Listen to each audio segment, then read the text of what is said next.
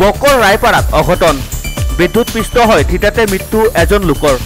মৃত লোকজনৰ নাম অপূৰ্ব দাস বয়স ৩৫ বুলি জানিব পৰা গৈছে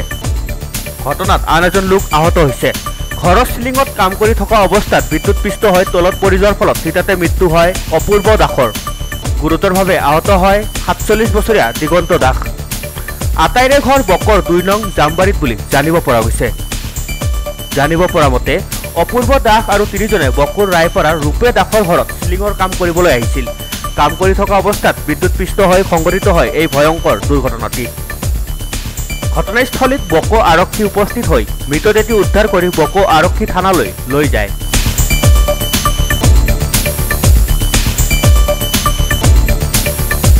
ব্যুৰো ৰিপৰ্ট সংবাদ লহৰ